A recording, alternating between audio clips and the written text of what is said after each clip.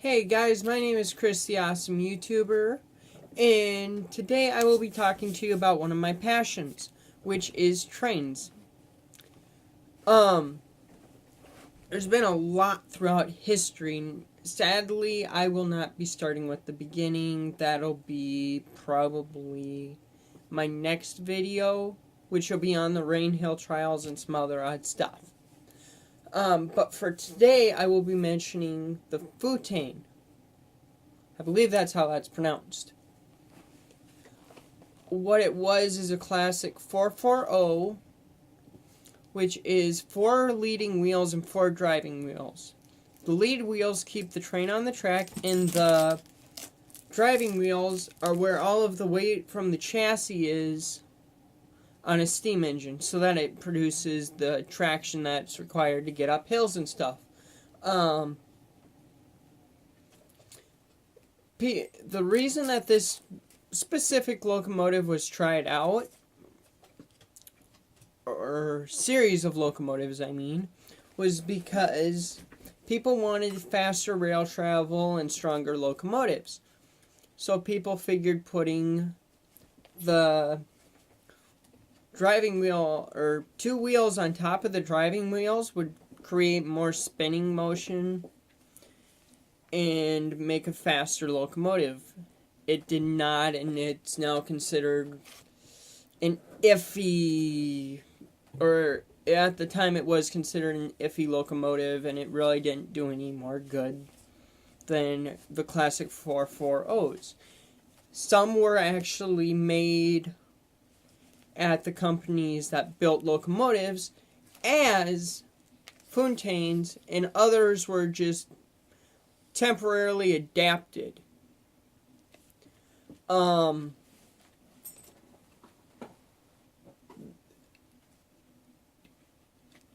2 of these two of these types of locomotives were made. And they were made in 1881 by Grant Locomotive Works of Paterson, New Jersey. The reason you see me keep looking up is because I do have notes on my computer, just like last time.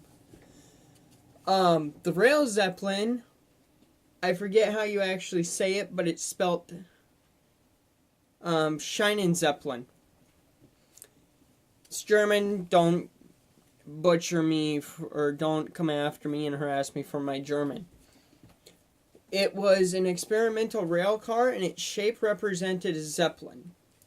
It was made in 1929 by Germany and was scrapped in 1939 by, it was made somewhere in 1930, early 1930s, and was scrapped in 1939 by the Nazis.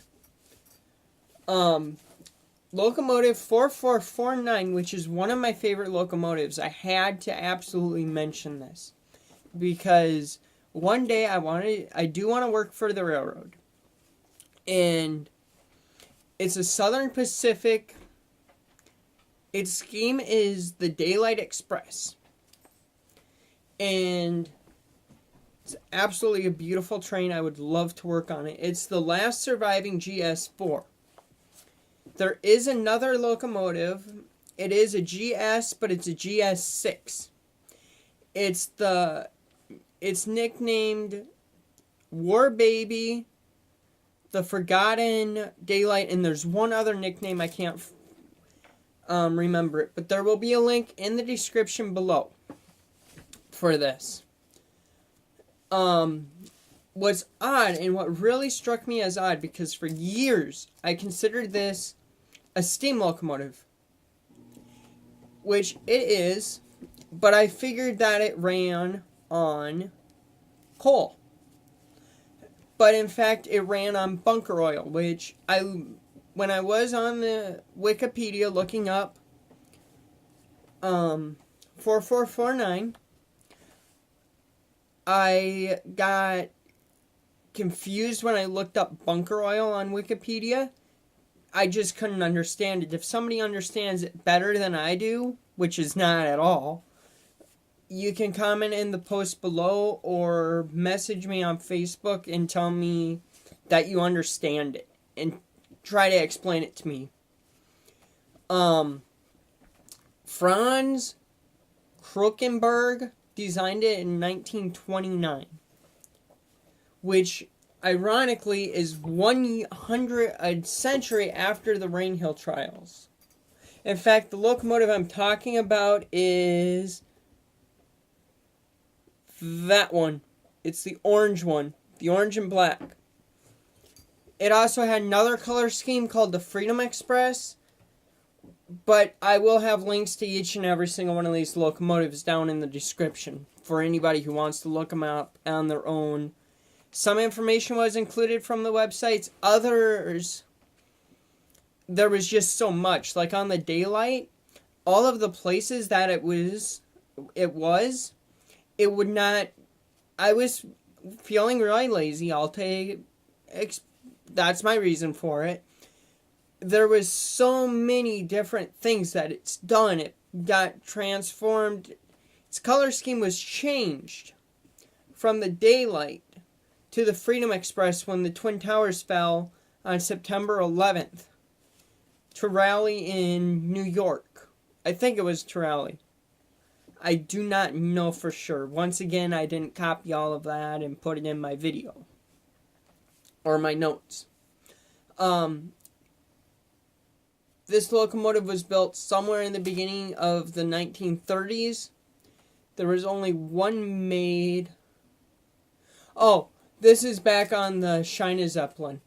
Franz Krukenberg designed it in 1929. It was built somewhere in the beginning of the 1930s. There was only one made, and it was a prototype. It had a capacity of 40 people. It was made at Hanover and some other odd. It was in the name of the building, but I don't know how to pronounce it. Liens Hansen or something like that. It was 84 feet and 9 3/4 inches long and was 9 feet and 2 1/4 inches high. It had two BMW 6 12-cylinder petrol engines that were combined to work as one. And then eventually it went down to only one 600 horsepower engine. It had a 4-blade and eventually went down to 2 blades or 2-bladed ash propeller. And it was at the back of the locomotive and had no guard on it. Which I don't know about you guys, but if I saw that coming in a station, I would walk away, if not run. Because if that propeller comes off, you are not going to be in good shape, to say the least. Next up is the Union Pacific Big Boy, which is another one of my absolute diehard favorite locomotives. It is an articulated 4884. Articulate means that it bends somewhere in the middle.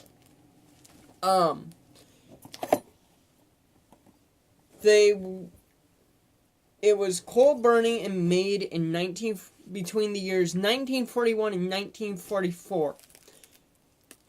The reason that they were called Big Boys is actually very remarkable, and it's disputed depending on where you go. I only went to one website, but I've watched other things on locomotives, and I've also looked up other websites and stuff, and some websites will tell you somebody was in the yard. It was at a station, or not at a station, but in the roundhouse, and somebody scribbled on the tender, Big Boy. This website, it was being made says it was at a factory, and it was being assembled, and somebody wrote on the front of it that it was, some random worker walked up to it in chalk, wrote Big Boy on it, and the name just stuck. They were supposed to be called Wasatch. It's Wasatch. It was created to remove the need of double heading or two locomotives are going, or one locomotive is connected to another locomotive at the front. Or helper operations, which means a train is trying to go up a hill and it can't, so it has to back down the hill and have another locomotive couple up to the back of it so that it can be pushed up the hill and then disconnected. Or vice versa, it can have two locomotives at the front. Or one can be at the back and one at the front to do heavy braking if needed. It was designed to go at 80 miles an hour safely, but more often than not, it was going under 60 miles an hour on the routes that it was put on. The max horsepower was achieved at 35 miles an hour for this unique locomotive. Without its tender, the Big Boy was a bigger body engine or locomotive than any other steam locomotive UP Challenger. They had than any other steam locomotive. The UP Challenger, which this is cool, it actually ended up paving the way for the Union Pacific Big Boy, making it possible. They had a 4664 wheel class, which means 4 in the front, 2 sets of 6 driving wheels in the middle of the locomotive, and then 4 wheels here in the back, which helps support the firebox. 105 of these locomotives were built between 1936 and 1943. A lot of the experience that went into making the Challenger possible also went into making the Union Pacific Big Boy, as I've already said or stated. The Challenger was strictly made for the Union Pacific Railway. They were built by American Locomotive Company along with the Big Boy. Both sets of 6 driving wheels were powered by 2 separate steam cylinders, which when you look at steam locomotives, they're that big cylinder thing that's about yay long in pictures. And that is my first round of my favorite locomotives. If you want to see more videos of me talking about steam locomotives, hit the like button and comment on it. And as always, you're more than welcome to subscribe.